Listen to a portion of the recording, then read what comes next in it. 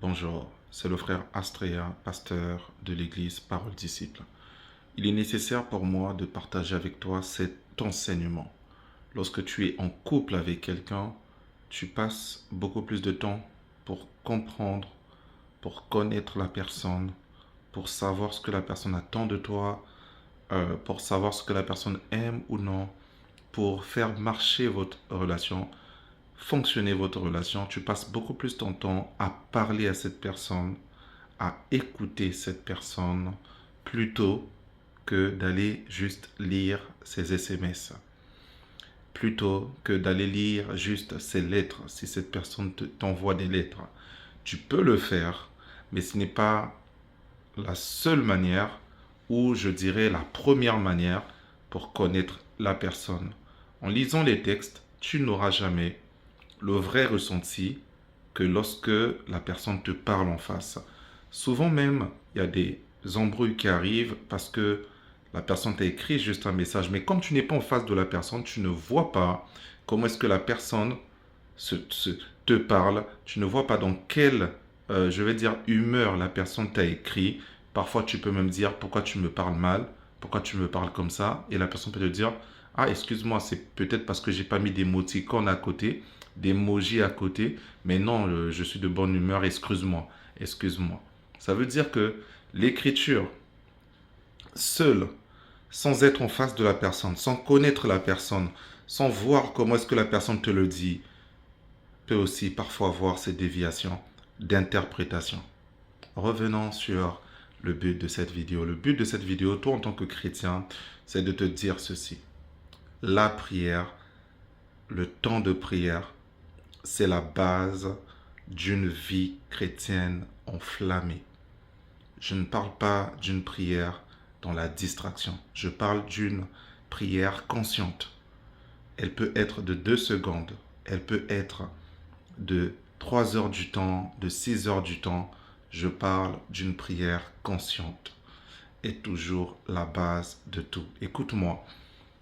Tu fais un constat. Tu peux prendre cette vidéo. Je te mets au défi. À partir d'aujourd'hui, consacre beaucoup plus de temps dans la prière consciente. Pas juste des paroles en l'air, au point où si on te demande hier qu'est-ce que tu avais dit dans ta prière d'avant-hier, tu ne te rappelles même plus. Au point où si on te demande demain qu'est-ce que tu avais dit aujourd'hui, tu ne te rappelles même plus. Mais je parle d'une prière consciente. Des sujets de prière qui touchent réellement ta vie. Pas juste des pensées qui vont venir remplacer d'autres pensées, mais des sujets qui te tiennent vraiment à cœur. Comme j'aime le dire à l'église Parole Disciple, si toi-même, tu ne prêtes pas au sérieux certains de tes sujets, tu banalises certains de tes sujets, tu pries aujourd'hui pour X, demain tu pries pour Y problème, après-demain pour un problème, c'est-à-dire que toi-même, tu restes même pas longtemps sur un sujet de prière. Toi-même, tu ne vérifies même pas, est-ce que ce que j'ai dit, est-ce que ce que je veux, est-ce que ce que je prie, c'est ce que le Père attend de moi? Est-ce que le Christ aurait fait la même prière? Est-ce que le Saint-Esprit m'encourage dans ça? Ok, j'avais prié. Est-ce que le Saint-Esprit m'a répondu? Ok, j'avais prié. Est-ce que... Bref, une prière consciente, intelligente, sensible, venant de l'Esprit, en accord avec la parole de Dieu. Bref, je ferme la parenthèse, ce n'est pas l'objet de la vidéo. Je disais, toi-même, si tu ne donnes pas de l'importance à certains sujets de tes prières, pourquoi veux-tu que Dieu, ses anges, donnent de l'importance sur des sujets où toi-même tu abandonnes? Parce que ça semble montrer que ce n'est pas important pour toi. Tu es juste quelqu'un qui prie par opportunisme, qui a des sujets de prière parce que je suis au temps de prière. Bon, je dis tout ce qui me vient par la tête, sans examiner moi-même la nécessité, la profondeur de mon désir. Je ferme la parenthèse, je reviens encore en arrière. J'allais juste te dire, Abraham n'avait pas de Bible. Il avait une relation avec Dieu. J'allais juste te dire, Daniel n'avait pas de Bible comme ça dans ses mains, mais il avait une relation avec Dieu.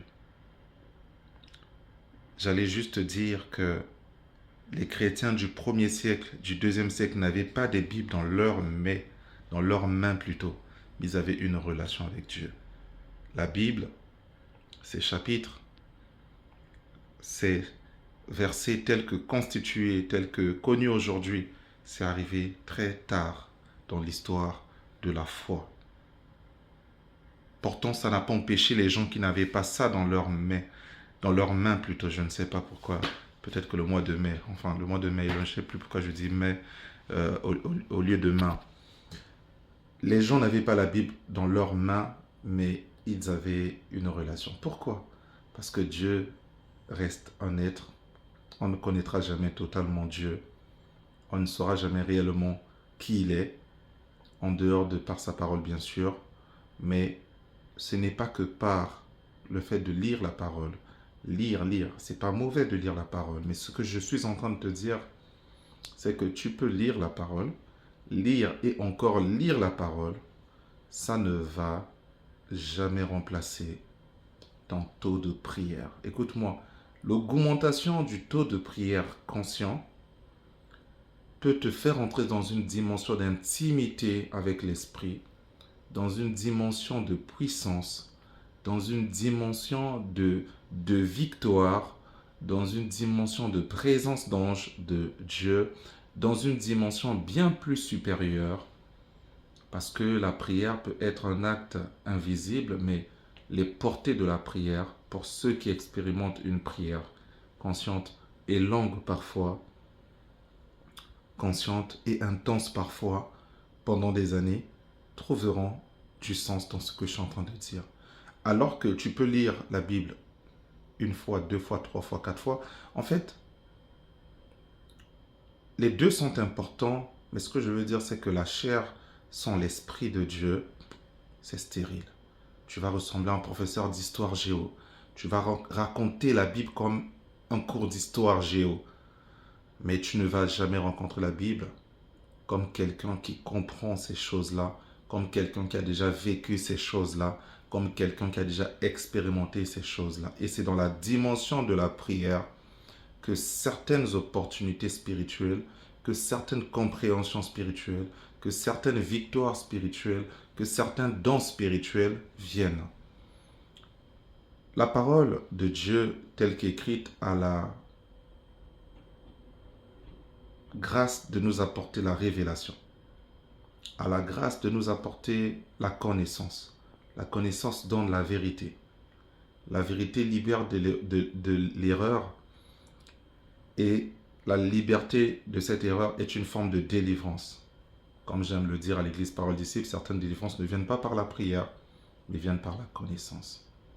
Mais ce que j'aimerais te dire, c'est qu'au-delà de tout, tu dois savoir aussi que la prière, le temps plutôt de consécration à la prière, est une grande clé qui ouvrira certaines portes que la lecture de la parole de Dieu seule ne pourra pas ouvrir. Regardez la Bible. Ce n'est pas en lisant la Bible que dans la Bible, les prophètes ont eu la délivrance. Mais c'est parce qu'ils étaient partis invoquer le nom de Dieu, fléchir les genoux, jeûner, passer du temps dans sa présence, ainsi de suite. Le Seigneur lui-même ne passait pas toute une nuit entière à aller lire la parole de Dieu, mais passait toute une nuit entière à aller parler à son Père. Parle à ton Père, parce que c'est de ça qu'il s'agit. La Bible nous aide à savoir ce qui est bien, ce qui n'est pas bien, ce que Dieu aime, ce que Dieu n'aime pas. La Bible nous aide à avoir la connaissance de certains cas, certaines situations qui se sont passées. La Bible nous aide à comprendre Dieu par sa parole. Mais le temps de prière est une causerie avec Dieu et Dieu parle à l'intérieur de ton esprit, certaines fois même par la voix audible. Et ça, comme je le disais tout à l'heure au départ, ça aide à mieux comprendre l'être qui partage cette relation avec toi. Tu ne vas pas découvrir mieux ta femme ou ton mari en lisant que les textos, mais en ayant la personne en face, en parlant à la personne. Que Dieu te bénisse. Bien de choses à toi.